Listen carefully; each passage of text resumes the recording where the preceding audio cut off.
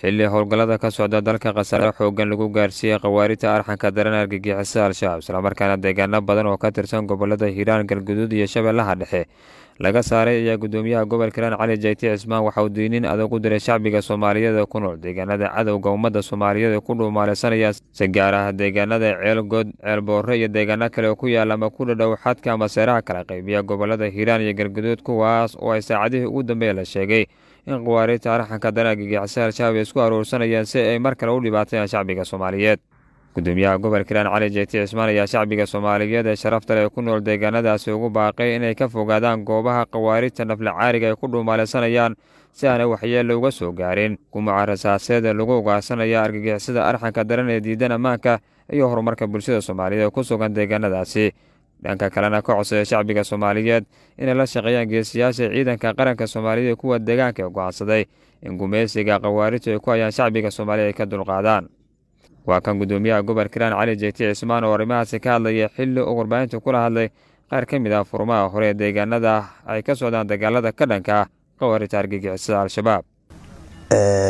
waxaan rabaa sida madaxweynaha jamhuuriyadduba hore oo ugu dhawaaqay ee u kaleergareeyey deegaamada ay degan yihiin nimankan shayaadiinta ee al-shabaab in laga fogaado guud ahaan barisabilka guud dadka shacabka ee soomaaliyeed meel kasta oo nimankaasi joogaan waa inay ka fogaadaan waayo nimankaasi waa nooc fayrisa waxayna rabaan inay dadka ku dhex dhuumaalaystaan annaguna waxaan rabnaa in shacabkuna badbaado ayagana aan burburino haddii alla idin sidaa darteed waxaan dadka soomaaliyeed ugu baaqaynaa inay guud ahaan ka fogaadaan dhulka al-shabaab nimanka cadowga ay joogaan oo shayaadiinta ah khaasatan deegaanka ceelgud maxaanku idhaahdaa ceelboorre iyo meelaha lamida waxaan leenahay dadka shacabka laga bilaabo saacan especially deegaanka ceelgud dadka shacabka waa inuu ka fogaado war hooy soomaaliyey nimankaasi waa cadow waxaana naga go'an haddii alla idmo inaan burburinno oo aan ka dabar jarno dalka soomaaliya khaasatan meeshay hadda ku sugan yihiin inaan ku burburinaa naga go'an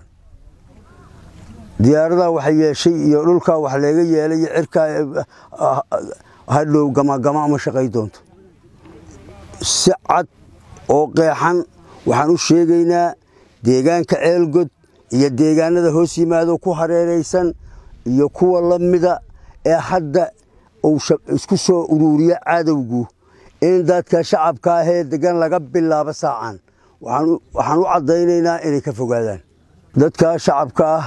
waa dad soomaaliyeed waa walaalaheen waa adeeryaalkeen waa ummadda aan rabno inaan ka dulqaadno shayaadiinta ma aha ayaga inaan nac u qabno ma aha inaan ayaga muraad gaara ka leenahay waa u naxaynaa nuxurku kaas waay waa u naxaynaa gacanteennu waxay astaahishaa inay ku dhacdo shabaab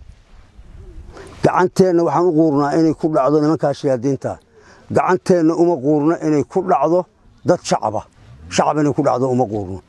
sidaa darteed waxaan u soo jeedinaynaa inay ka fogaadaan daaqu meelo badan buu ku yaallaa hadday meesha daaq leedahay dhulkanan soo maroo dhami waa doog meelahaa kale laga bilaabo saacan inay owrtooda u rartaan oo ay ka wareegaan haddii aan ka burburino alla idmo meesha ay dhaafaan waa xor meeshooda ha soo degaano shikabayigama jiro in hadda dadka soomaaliyeed wax uun dullaysan maahay qof dullaysan laga weyn mayo laakiin inaysan shabaab la lahayn xiriir inaysan shabaab maanta u hayn ahmiyad waan rumaysnahay waxaan laakiin mar labaad carabkayga ku adkaynaya in ay la yeeshaan oo ay caawiyaan dadka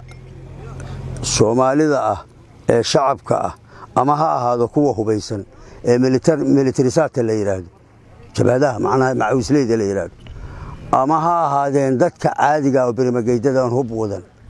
intaba waxaan ka codsanaynaa inay xogta iyo fariimaha iyo intaba inay u soo gudbiyaan hay'adaha amniga qalbigana ka nacaan haddaysan gacan ku dhufan karin markaas cadawga Soomaaliyeed oo waayo nimanka shahaadiinta Soomaaliya cadab kala male aad iyo aad mahadsantiin intaas inay yiraahdaan muhiim yahay. Assalaamu calaykum waraxmatullaahi wabarakaatuh.